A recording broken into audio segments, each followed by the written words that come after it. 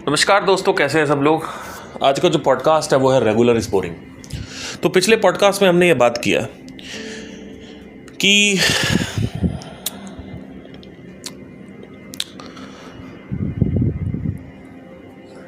एक unique aspect mind के बारे में बहुत कुछ मैंने बातें करी। आज एक और चीज़ मैं बताना चाहता हूँ। इसको नॉवेल्टी इफेक्ट बोलते हैं, जो कि इसके बारे में रिसर्च करिएगा। ऐसा पाया गया है कि माइंड हमेशा नई चीज़ों में अट्रैक्ट होता है, और क्योंकि भौतिक जगत जो है भिन्नता का पार्ट है, भिन्नता का लॉ उस पर अप्लाइड है, कानून अप्लाइड है, और ब्रह्म जहाँ पे है, आत्मज्ञान यानी आत्मा जहाँ पे है, वहाँ पे भिन्नता होती ही नहीं। तो जब हम आत्मा के रेल्म की बात करते हैं, यानी ब्रह्म के डायमेंशन की बात करते हैं, यानी ब्रह्म जगत के बारे में बात करते हैं, तो वहाँ के नियम और कानून जो है वो भिन्न है। वेरज हम भौतिक की बात करते हैं तो यहाँ के नियम और कानून जो है वो एकदम भिन्न है। इसको थोड़ा सा आवश्यक है समझना आपको, क्योंकि अगर आपने इसको ये नहीं समझा, अगर ये दो जगत आप उन्हें नहीं समझे, तो स्पिरिचुअलिटी में आना ना आना बराबर है, कोई फर्क नहीं पड़ता। तो ये हमने लास्ट पॉडकास्ट में देखा कि कैसे होता है। आज हम देखेंगे कि रेगुलर इज बोरिंग वाई। आज से कुछ 6 साल पहले, 7 साल पहले की बात है, उसको रिलेट करेंगे तो नीचे कमेंट ज़रूर करिएगा। आपने फेसबुक एड्स या इंस्टाग्राम एड्स पे देखा होगा कि लोग क्लिक करते हैं, जाते हैं। आप क्लिक करते हो, जाते हो, वहाँ पे आपको कहते हैं कि enter your email address so that you get the PDF और वट एवर। यूट्यूब एड्स में देखा होगा आपने कि आपने क्लिक किया और बोला कि enter your email address for the PDF। या फिर 200 रुपये में, 100 रुपये में, 50 रुपये में people are trying to show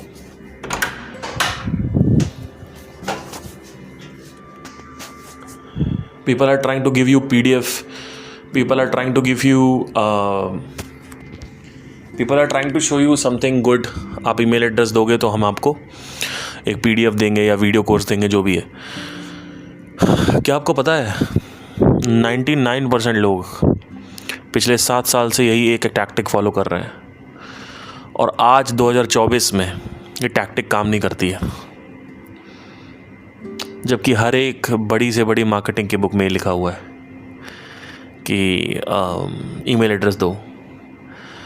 email address लोग देते क्यों नहीं पता है आपको? क्योंकि एक बहुत ही बड़ी रिसर्च हुई, नॉवेल्टी इफेक्ट बोलते हैं उसको। उसमें लिखा था कि अगर लोगों को पता है कि आगे क्या है तो लोग नहीं देते, तो लोग वो डिसीजन नहीं लेंगे। अगर लोगों को ये पता है कि आगे ये मेरे को ईमेल्स पे प्रमोशनली मेरे को चीज़ें बेचने की कोशिश करेगा, ठीक है, तो लोग नहीं बेचेंगे, लोग आपको ईमेल एड्रेस नहीं देंगे। क्या आपको पता है ये चीज़? और आज मैक्सिमम जितने भी डिजिटल मार्केटर्स हैं, they are at the same place, एक ही जगह पे वो हैं। क्या बोलेंगे कि मेरा एक क्लाइंट है फॉरेन का, लंदन का क्लाइंट है, और उसने 5,10,000 रुपये 5,10,000 पाउंड्स कमाए, £500,000 उसने कमाए मेरे फेसबुक एड्स को करके। वो क्या ट्राई कर रहे हैं, उनको ये पता भी नहीं है कि वो क्या करने की कोशिश कर रहे हैं। जैसे लोग बोलते नहीं कि जब कोई आता है तो बोलते हैं कि अरे मिस्टर वीरेंद्र से मिलिए, इन्होंने एक टच से कितने लोगों को सही कर दिया।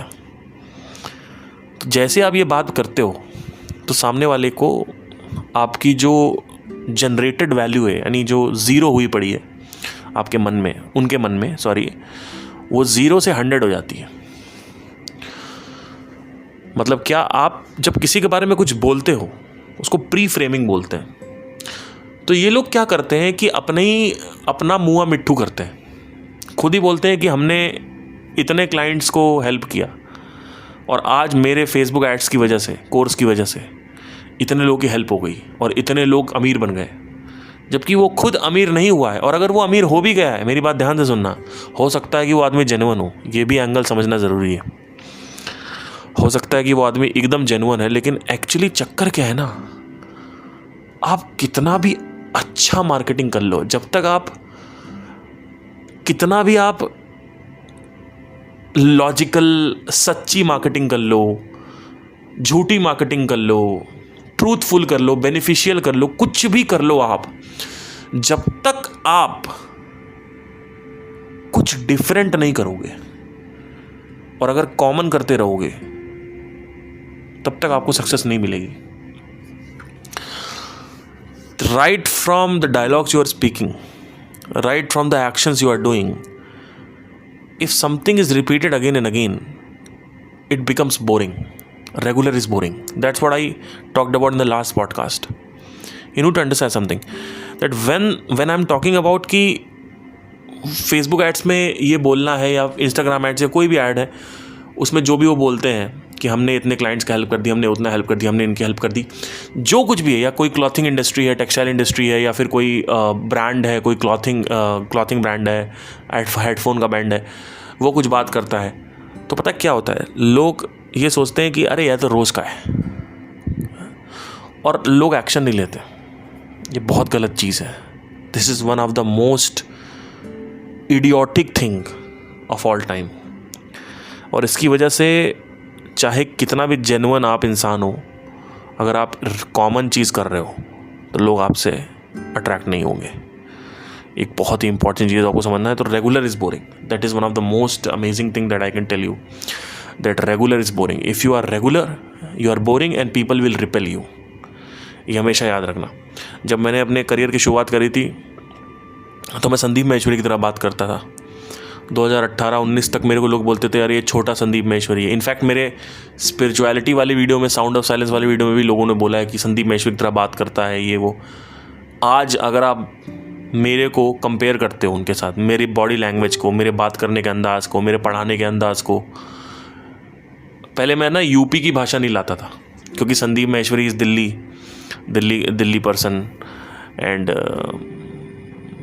मैं हमेशा दिल्ली के एक्शन बना. बहुत कुछ मैंने जानबूझ के चेंज किया अपने अंदर. और दूसरी चीज़ ये, अपना व्यक्तित्व मैंने लाने की कोशिश करी. क्यों? अपने व्यक्तित्व को कैसे खोजा, उसको कैसे डिस्कवर किया, उसको कैसे बाहर निकाला, ये जानते हुए कि मुझे अपना एजेंडा फॉलो करना है, मेरा अपना संदर्भ है, मेरा अपना देखने का तरीका है, और वो जो देखने का तरीका है, वो पढ़ाने का तरीका है, वो मुझे लोगों तक लेके जाना है. जो लोग मेरे से कनेक्ट करेंगे वो आएंगे, जिनको नहीं कनेक्ट करना है वो नहीं आएंगे. ये चीज़ होती है. सो 2019 तक मैं ऐसे कर रहा था, बिकॉज मुझे ये नहीं पता था कि भौतिक जगत में, चाहे आप स्पिरिचुअलिटी ही पढ़ा रहे हो, पढ़ा तो आप भौतिक जगत में ही रहे हो ना, तो आप लोग को अट्रैक्ट में, अगर मैं संदीप महेश्वरी की तरह बात करने लग जाऊँ, अगर मैं आचार्य की तरह बात करने लग जाऊँ, अगर मैं सदगुरु की तरह बातें करने लग जाऊँ, तो आप लोग चाहे कितना भी अच्छा कंटेंट है, आप मेरे पास नहीं आओगे. पता है क्यों? कहोगे यार ये तो कॉपी है. जबकि मेरे बात करने का जो अंदाज़ है वो बिल्कुल अलग है. मैं बिल्कुल कनपुरिया भाषा में बात करता हूँ. कभी कभी मेरी भाषा अलग है, मेरे डायलेक्ट अलग है, मेरा टोन अलग है, मेरा देखने का नज़रिया अलग है, मेरी ऑब्जर्वेशन, जो चीज़ ये सारे गुरु नहीं देखते वो मैं देख पाता हूँ. मेरा मीडियम ही अलग है. मैं पॉडकास्ट करता हूँ. आज तक किसी ने हिस्ट्री में पॉडकास्ट नहीं किया, क्योंकि और ये मैंने जानबूझ के नहीं किए, अपने आप हो गए, क्योंकि मेरा माइंड जो है वो वास्तविकता से जुड़ता गया, तो ऑटोमेटिकली वो चीज़ें होने लगी जो होनी चाहिए थी. अपना व्यक्तित्व बाहर आ गया. Your own individuality comes out. और यही चीज़ मेरे साथ गायकी में भी हुई है. अगर आप मेरी कोई भी गायकी सुनोगे, अगर आप टाइप करोगे तड़प तड़प किस दिल से आ निकलती रही बाई पार्थ सिंह, रिसेंटली अभी मैंने कुछ 4-5 महीने पहले एक कवर किया था. उस गाने में आपको केके की वाइब्स आएंगी, लेकिन आपको मेरी स्टाइल दिखेगी उसमें. मैंने अपने गायकी में स्टाइल को डेवलप किया है. स्टाइल डेवलप करनी कोई छोटी चीज़ नहीं होती है. अपना अंदाज लाना, कोई हर आदमी गाता है, पर हर आदमी का अंदाज अलग नहीं होता. कैसे आया? व्यक्तित्व लाना पड़ता है. आज मैं जब ईमेल्स करता हूँ लोगों को, तो भी मैं हिंदी में संस्कृत में बात करता हूँ, संस्कृत के शब्दों का उपयोग करता हूँ, शुद्ध हिंदी में बात करने की कोशिश करता हूँ, उर्दू को अवॉइड करता हूँ. क्यों? ऐसा नहीं कि मुझे उर्दू से नफरत है, मुझे अपने आप को सेग्रीगेट करना है सबसे. क्यों? और ऐसा नहीं कॉन्शियसली मुझे सेग्रीगेट करना है, हो रहा हूँ, अपने आप ही हो रहा है, मुझे कुछ अब करने की ज़रूरत नहीं है. एक टाइम था जब मैंने फ़िल्टर लगाया था कि मुझे ये नहीं करना, फिर धीरे धीरे वो ऑटोमेटिक में कन्वर्ट हो गया, राइट। तो रेगुलर इज़ बोरिंग गाइस। मैं कितनी भी अच्छी स्पिरिचुअलिटी आपको पढ़ा दूं, मेरे अंदाज अगर पढ़ाने का अलग नहीं है तो आप मेरे पास नहीं आओगे। आज से हिस्ट्री में पहले किसी ने, ओशो ने ऑडियो रिकॉर्डिंग्स रखी हैं, कृष्णमूर्ति ने ऑडियो रिकॉर्डिंग्स रखी हैं बहुत पहले, लेकिन स्पॉटिफाई पे ऐसा किसी ने नहीं किया। गूगल पॉडकास्ट, अमेजॉन, स्पॉटिफाई पे इस तरीके से चीज़ें नहीं हुई। क्यों? इससे जब जैसे कोई आता है ना तो उसको एक अलग वाइब आने लगती है, हर तरफ से महक आएगी अलग तरीके की। हर तरफ से कोई आएगा, एंट्री करेगा। बहुत सारे लोग मेरे को सिर्फ स्पॉटिफाई से डिस्कवर कर रहे हैं। वो कहते हैं अरे ये थोड़ा सा अलग बंदा है, अंदर से उनके परसेप्शन। ये ज़रूरी है बनना। अगर वो परसेप्शन नहीं बनेगा कि मैं अलग हूँ और वास्तविकता में अलग हूँ, मुझे इन लोगों से कोई भी द्वेष नहीं है, कोई द्वंद्व नहीं है, ये जो जितने भी गुरु हैं, लेकिन मैं अलग हूँ। मैं ना अगले 500 साल में कोई आने वाला है मेरे बराबर, ना 500 साल पीछे आने वाला है। और कोई मैं नार्सिसिस्टिक पर्सनालिटी नहीं हूँ। मैं आपको रीज़न भी बता देता हूँ उसका, मैं कई बार बता चुका हूँ, फिर से बता देता हूँ। लोग कहते हैं कि एक बहुत पहले कमेंट आया था कि पार्थ सिंह बहुत नार्सिसिस्टिक है। नार्सिसिस्टिक मतलब होता है अपने आप को बुलंद सोचने वाला, सबको छोटा सोचने वाला। ऐसा नहीं है, ऐसा नहीं है। आपको पता है, मैंने कभी भी अपने आप को कबीर दास से या आदि शंकरा से या भगवान कृष्ण से कभी कंपेयर नहीं किया। क्यों? क्योंकि मुझे पता है कि वो जब वो लोग जमाना था तो वो एक लेजेंड लोग हैं, और लेजेंड कृष्णमूर्ति भी हैं, सब लेजेंड है। लेकिन उनके अंदर ज़रूर कुछ ना कुछ तो ऐसा रहा होगा जो शायद मैं डिस्कवर ना कर पाऊँ, या वो चीज़ें जो ऑलरेडी आ चुकी हैं, जो उन्होंने बनाई है, मैं उनसे अपने आप को क्यों भेदूँ। पहली चीज़ तो भेदना गलत है। लेकिन जब आप किसी चीज़ को इतने बुरी तरीके से पढ़ने लगते हो, इतना अध्ययन करने लगते हो, पागल हो जाते हो, जुनूनी कीड़ा काट जाता है आपको, तो एक पॉइंट आता है जहाँ आपको कॉन्फिडेंस आ जाता है कि यार ये चीज़ मेरे बराबर कोई नहीं कर सकता। और वो ही हुआ। जब ये कॉन्फिडेंस आया, और मैं थोड़ा सा मुंहफट हूँ इसलिए मैं बोलता हूँ कि भाई 500 साल अगले कोई नहीं आ पाएगा, पिछले 500 साल क्यों नहीं आ पाएगा। इसका रीज़न ये है कि मैंने जो मरे हुए लोग हैं सिर्फ उन्हीं को नहीं पढ़ा, मैंने जिंदा लोगों को भी पढ़ा है। यानी आप एक सिंपल सा पैटर्न अगर नोट करेंगे, जितने भी गुरु हैं वो एक दूसरे को ईंटा पत्थर फेंकते हैं। ईंटा पत्थर फेंकेंगे कि आचार्य बोल रहे हैं संदीप के पास जाओ, चले जाओ यहाँ से, संदीप का साउंड ऑफ साइलेंस बेकार है। संदीप बोल रहे हैं आचार्य फेक गुरु है। संदीप बोल रहे हैं सदगुरु फेक है। सदगुरु बोल रहे हैं कि सिर्फ मेडिटेशन रास्ता है, बाकी जो रास्ता है वो बेकार रास्ता है ना। बाकी जो रास्ता है वो हु एम आई पे उतना गौर नहीं किया। संदीप ने सदगुरु ने कृष्णमूर्ति के ऊपर भी ईंटा पत्थर फेंका है, ऑल्दो आचार्य की तरह नहीं फेंका, लेकिन आचार्य ने सदगुरु पे फेंका कि भाई ये पता नहीं क्या क्या रुद्राक्ष घुमाते रहते हैं, वटेवर जो भी बोला उन्होंने। फिर ईंटा पत्थर फेंकना गलत नहीं है, ईंटा पत्थर फेंकना गलत नहीं है। प्रॉब्लम क्या है कि ईंटा पत्थर फेंको, लेकिन उसको पढ़ो तो पहले, उस आदमी को सुनो तो क्या कह रहा है वो। आप तो सुन ही नहीं रहे हो। और अभी संदीप महेश्वरी या किसी की जब इनका जो वो इंतकाल होगा आगे चल के 50 साल बाद सबका, तो अगली जनरेशन क्या करेगी। जैसे हम लोगों ने जे कृष्णमूर्ति को लेजेंड बना दिया, ओशो को लेजेंड बना दिया, रजनीश को, महर्षि को, निसर्गदत्त महाराज को लेजेंड बना दिया, विवेकानंद को लेजेंड बना दिया, वैसे ही लोग आगे चल के संदीप महेश्वरी को, आचार्य प्रशांत को, सदगुरु को, इनको लेजेंड बना देंगे। अरे जब जिंदा थे तब तो कोई आपस में सुनता ही नहीं था। आप ना आचार्य प्रशांत संदीप को सुनते हैं, ना संदीप सदगुरु को सुनते हैं, ना सदगुरु सर्वप्रियानंदा को सुनते हैं। किसी को कोई सुनता ही नहीं है। मेरे साथ प्रॉब्लम क्या है, मैंने सबको सुना, और जो सबका टेक था संदीप का पूरा चूसा। क्या जो उनकी पढ़ाई थी, जो उन्होंने ज्ञान दिया है उसको, ठीक है, सदगुरु जी को पूरा तरीके से उनकी जो पढ़ाई है उसको सोखा अपने अंदर, ठीक है, एक टाइम था मैं 2-3 साल तक सदगुरु को सुनता रहा, आचार्य को भी बीच में मैंने सुना कई बार, ऑल्दो उससे मैं उनको इसलिए नहीं सुनता हूँ प्रशांत को, क्योंकि चक्कर क्या है उनके साथ कि जो वो बातें करते हैं, पहली चीज़ तो अभी ये आपको मैं अभी उदाहरण देता हूँ इस चीज़ का। अभी ये पुणे में एक्सीडेंट हुआ, लड़का लड़की को उड़ा के चला गया, कोई अग्रवाल है, वेदांत अग्रवाल कोई करके, बिल्डर का बेटा, आपने सुना होगा। उसके बारे में वीडियो बना दिया, किसने? प्रशांत ने बना दिया कि नहीं बना दिया? क्या जरूरत थी बनाने की? क्यों बना रहे हो ट्रेंडिंग टॉपिक्स पे? ध्रुव रथी क्यों बने हुए हो? आप आध्यात्मिक गुरु हो, या आप सोशलिस्ट हो, या आप जर्नलिस्ट हो, या आप आत्मज्ञानी हो? आप क्या हो? आपको जरूरत क्या थी वो बनाने की video?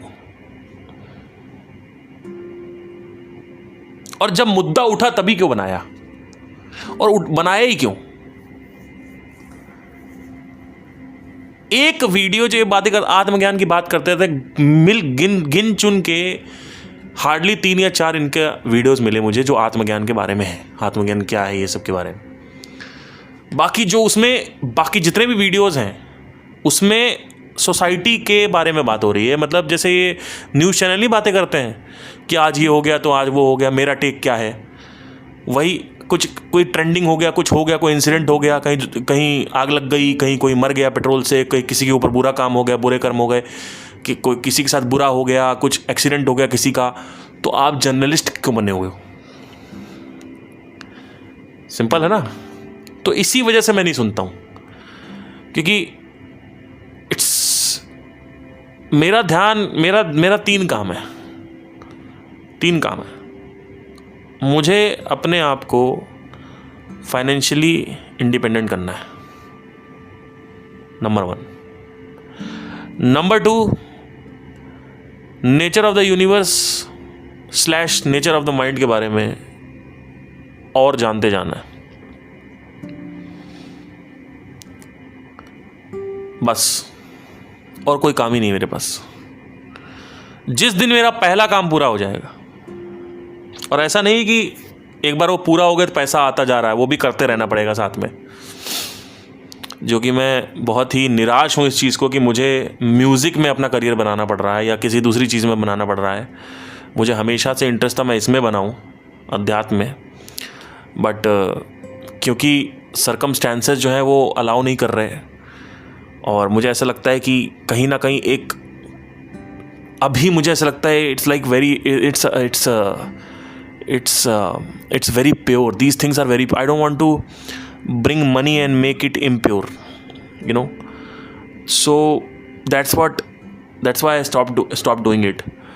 But I don't know, like, don't take my word for it. Maybe I'll do it in future or anything like that. But एक चीज़ तो है कि जिसके साथ भी मैं आगे काम करूँगा डेफिनेटली वो क्वालिफाइड इंसान होगा जिसके साथ मैं काम करूँगा। कोई हवाबाजी नहीं करूँगा कि किसी के भी सेशन में किसी को भी बुला लिया, किसी के साथ भी बैठ के कोई बातें कर रहा है, ये नहीं करना है। तो सिंपल सा रीज़न मेरा ये है कि मैं ऐसी बातें क्यों क्लेम करता हूँ अगले 500 साल, पिछले 500 साल में, क्योंकि जब मैं इन सब को सीखा, इन सब से सीखा, जितने भी लोग थे इनसे सीखा, आज तक जितनी भी रिसर्चेज आ रखी हैं नेचर ऑफ द माइंड के बारे में, नेचर ऑफ द यूनिवर्स के बारे में और नेचर ऑफ द सोल के बारे में,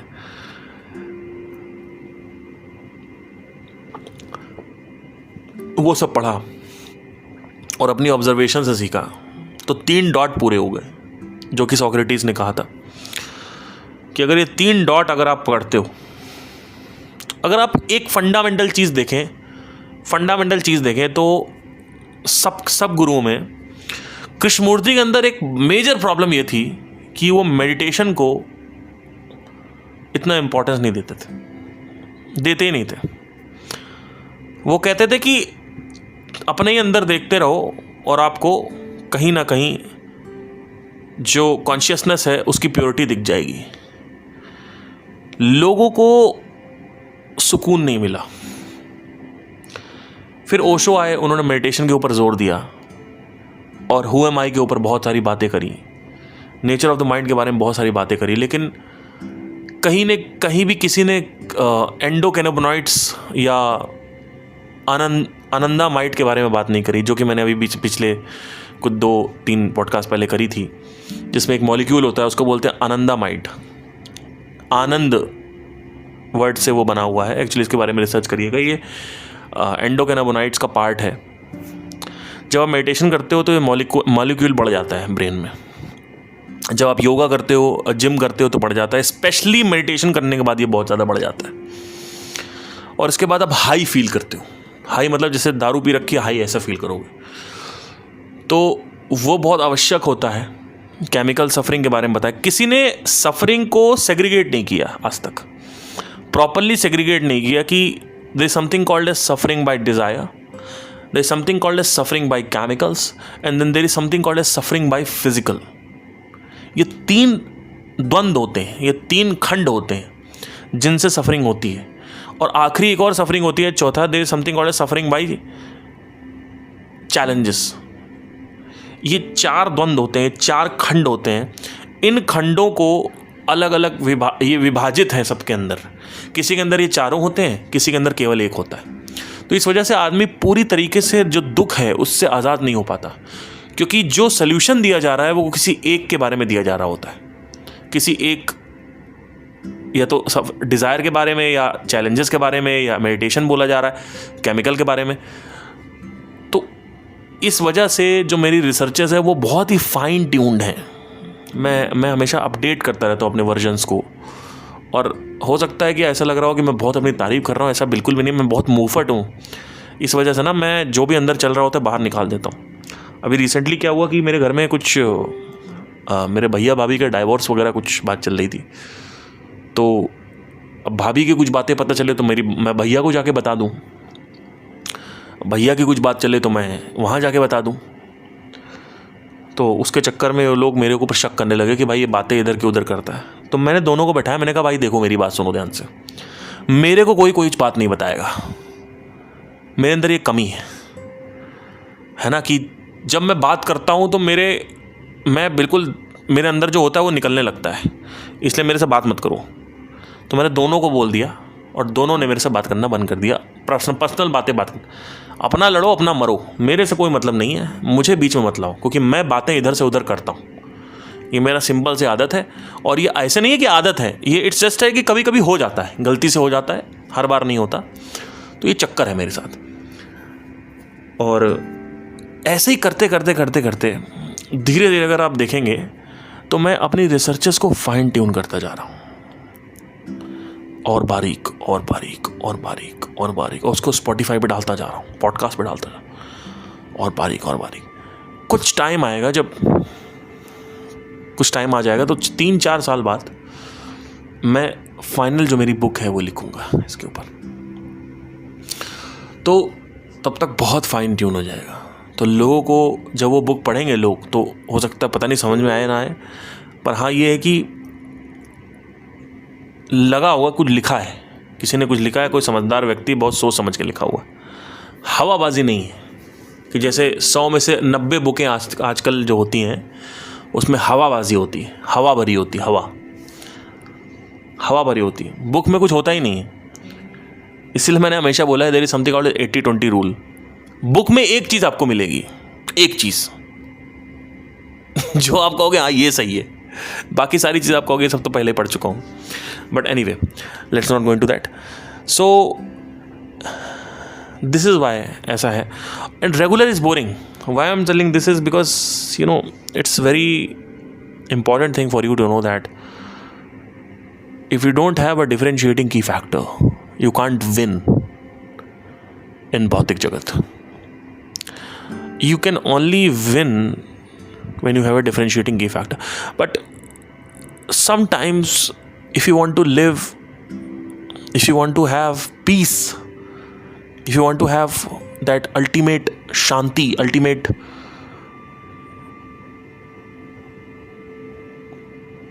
contentment or supreme relaxation or that supreme bliss stage, if you want to have that, you need to go on the level of commonality. मतलब साधारण is the best if you want to consider कि तृप्ति मिलेगी कि नहीं मिलेगी. But if you want to win something, अगर कुछ जीतना चाहते हो इस दुनिया में, तो डिफरेंशिएटिंग की फैक्टर होना चाहिए. कई बार ऐसा होता है कि लोग गाते तो हैं, लोग रियाज कर रहे हैं. आपको पता है मैंने 15 साल रियाज किया, and after 15 years I realised कि मुझे रियाज नहीं करना था, मुझे अलग बनना था. लेकिन लोग क्या करते हैं, अपना सुर, अपनी आवाज़ अच्छी करते हैं. अरे आवाज़ सबकी अच्छी है, that is not the factor. अगर आपको सच में कुछ अच्छा करना है अपनी आवाज़ में या कुछ भी अलग करो, तो रियाज अलग बनने का करो, पर रियाज बेहतर बनने का किया जाता है. और बेहतर is one of the most boring thing. It will not make you successful. It will not make you successful. बेहतर नहीं बनना है, अलग बनना है. आप देखो ढिंचैक पूजा वायरल क्यों हुई? क्योंकि अलग था, भले ही नेगेटिव था, अलग था. माइकल जैक्सन को क्यों नहीं कोई, उसकी पोजीशनिंग इतनी खतरनाक क्यों बन रखी है? क्योंकि he was totally different. Chester Bennington, they have their own territory. और आपको मैं सच बताता हूँ, एक बड़ा अच्छा एक उदाहरण है, आप समझे अगर ध्यान से. इस दुनिया में अगर आप किसी भी जंगल में चले जाएंगे, तो जो प्रेडेटर्स होते हैं उनकी अपनी टेरिटरी होती है. वो जाते हैं और शूशू करते हैं कि ये 15 किलोमीटर की मेरी टेरिटरी है. वैसे ही अगर आपको एंटरप्रेन्योरशिप में, आर्ट में या कहीं भी जीतना है, तो आपको अपनी एक टेरिटरी बनानी पड़ेगी. और उस टेरिटरी में आपको अपना राज कर, तो एक जोन का मालिक बनना पड़ेगा आपको, वन जोन. तो अब सवाल आता है कि बहुत सारे ऐसे लोग हैं जो सब कुछ कर पाते हैं. बहुत सारे ऐसे गायक हैं, बहुत सारे ऐसे, जैसे Mohammed Rafi, he was able to sing all kinds of songs. So आप उनकी तरह बनना ही है. उस समय मार्केट जो था वो सैचुरेटेड नहीं था. मार्केट जो था वो बहुत डिम था. जैसे जब मैं एंटर किया, जब तक मैं स्पिरिचुअलिटी में एंटर किया, तब तक काफ़ी लोग आ चुके थे स्पिरिचुअलिटी में. मार्केट काफ़ी एजुकेटेड हो चुका था. तो मार्केट मेरे पास क्यों आएगा?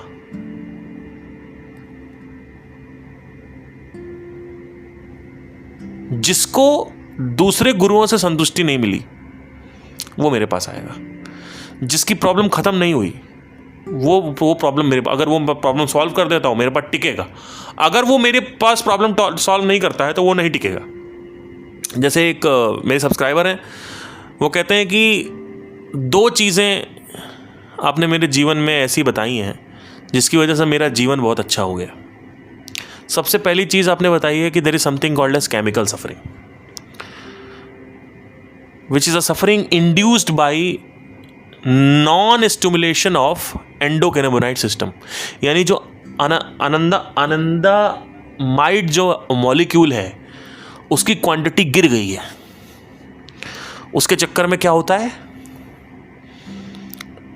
साइकोसिस, hyperactivity, depression, stress, anxiety, ये सारी चीज़ें, लोनलीनेस, रेस्टलेसनेस, ये सारी चीज़ें जुड़ी हुई हैं उससे. और दूसरी चीज़ आपने बताया challenge suffering. Again that is, तो लोग मेरे पास आते हैं और टिकते इस वजह से हैं क्योंकि जो सोल्यूशन कोई और नहीं दे पा रहा है, वो मेरे पास सोल्यूशन है. और जब मैं वो सोल्यूशन प्रोवाइड करूंगा जो किसी के पास नहीं है, तो मेरे पास लोग टिकेंगे. क्यों नहीं टिकेंगे भाई, क्यों नहीं टिकेंगे? राइट. और अल्टीमेटली मेरा एजेंडा यही है कि मैं एक बेहतर सोल्यूशन लेके आ पाऊँ लोगों के वेलफेयर के लिए, लोगों की खुशी के लिए. क्योंकि हम सब एक हैं, हम एक ऑर्गेनिज्म है. कोई एक गलत काम कर रहा है या सही से काम नहीं कर पा, दूसरा सही से करेगा. अल्टीमेटली प्रॉब्लम सॉल्व होनी चाहिए, तो पूरे ऑर्गेनिज्म के लिए ही प्रॉब्लम सॉल्व होगी. एक अच्छी चीज़ है. It's a very great thing कि ऑर्गेनिज्म कनेक्टेड है और एक ही सोल्यूशन पूरे ह्यूमैनिटी पे अप्लाइड होता है. तो ये थोड़ा सा जटिल हो जाता है स्पिरिचुअलिटी में। जब आप बात करते हो मुझे बहुत दुख हो रहा है, तो इसका उत्तर देना बहुत जटिल हो जाता है लोगों के लिए, क्योंकि दुख क्यों हो रहा है, उसका रीज़न क्या है। क्या दुख इस वजह से हो रहा है कि आपके पास कोई, क्या पता कोई डिज़ायर है वो पूरा नहीं हो पा रहा है। क्या पता आपका जो एंडोकैनाबिनॉइड सिस्टम है उसमें केमिकल रिलीज़ नहीं है, जो नेसेसरी केमिकल है वो रिलीज़ नहीं है आपके माइंड में, जिसको आत्मरस बोलते हैं। क्या पता आपके पास सब कुछ हो गया लेकिन अभी भी आप घर में बैठे बैठे बोर हो रहे हो, है ना, तो उसके लिए हो सकता है आपके पास चैलेंजेस ना हो सकता है आपको कोई फिजिकल प्रॉब्लम हो, लिटरली आपकी बॉडी में स्टिफनेस हो बहुत ज़्यादा, आप इनएक्टिविटी में जीते हो, खाना पीना ज़्यादा खा रहे हो, एक्टिविटी नहीं कर रहे हो, और मेडिटेशन कर रहे हो तो कोई असर नहीं हो रहा है, आत्मज्ञान पढ़ रहे हो कोई असर नहीं हो रहा, बिकॉज आप फिजिकल एक्टिविटी नहीं कर रहे हो। तो कोई ये 4 अंग मैंने देखे जिससे सफरिंग क्रिएट होती है, इसके अलावा कोई और अंग है ही नहीं। अगर ये 4 अंग क्लियर हो जाएं तो आपकी जो अकेलापन है वो ख़त्म हो जाएगा। अब लोग कहते हैं मुझे अकेलापन हो रहा है, अब इसमें ग्रुप्स हैं। एक ग्रुप कहेगा मुझे अकेलापन हो रहा है क्योंकि मेरे पास कोई नहीं है, तो आपको अभी भी डिज़ायर की तलाश है, आपको कोई लड़की चाहिए, है ना, आप मेरे पास क्यों आ रहे हो। एक ग्रुप जो है वो कहेगा कि मैं सब कुछ करके देख चुका हूँ, अब भी मैं अकेला फील करता हूँ। तो इसके लिए आंसर अलग अलग आंसर है। तो ये जो प्रश्न है ना कि दुख क्यों उठता है, दुख क्यों हो रहा है, इसका आंसर थोड़ा जटिल होता है। अलग अलग लोगों के लिए अलग अलग आंसर है। आप कहाँ फंसे हो आपको ये देखना है, क्योंकि लोग फंसे हुए हैं कहीं और, उनको हो रही है केमिकल सफरिंग। वो क्या करेंगे, वो आत्मज्ञान की पढ़ाई कर रहे हैं, फिर वो कह रहे हैं मैंने इतना पढ़ लिया, भगवत गीता पढ़ ली, मैंने सारे वेद पढ़ लिए, सारे उपनिषद पढ़ ली, पर मेरे को कोई सुकून नहीं मिला। सुकून कैसे मिलेगा, इनफैक्ट बर्डन और बढ़ जाएगा, क्योंकि आप जब किसी चीज़ को पढ़ते हो तो वो आपके ब्रेन में रिकॉर्ड हो रही है, रिकॉर्डिंग डेटा को गैदर करती है, हार्ड डिस्क में जो साइज़ है वो बढ़ाती है, और जितना ज़्यादा रिकॉर्डिंग में डेटा होगा आपके पास उतना ज़्यादा रेस्टलेसनेस होगी, हाइपर एक्टिविटी होगी, उतना ज़्यादा साइकोसिस की तरफ आप बढ़ते जाओगे, उतना ही ज़्यादा आप डिप्रेशन की तरफ बढ़ते जाओगे, उतना ही ज़्यादा आप इंद्रियों की तरफ बढ़ते जाओगे, सेंसरी प्लेसेस में चले जाओगे। क्यों, क्योंकि अब आपको कहीं सुकून तो मिल नहीं रहा, सेंसरी प्लेजर मिलेगा। तो मन को संतुष्टि चाहिए, पीरियड। तो पहले मन को साइड करो, ये बहुत ज़रूरी है समझना। अभी रिसेंटली मैंने योगा करना चालू किया और ट्रिमेंडस रिजल्ट्स मेरे को मिले। इसके ऊपर भी कभी मैं पॉडकास्ट करता हूँ। आज का इतना ही था। तो regular is boring, it's a very boring thing. भौतिक जगत में कुछ हासिल करना है तो आपको कुछ अलग करना पड़ेगा, और अलग कैसे करते हैं क्या नहीं करते हैं वो अपना मार्केटिंग की क्लासेस हैं, कभी मैं बाद में स्टार्ट करूँगा तो देता हूँ आपको। चलिए, thank you, take care, bye.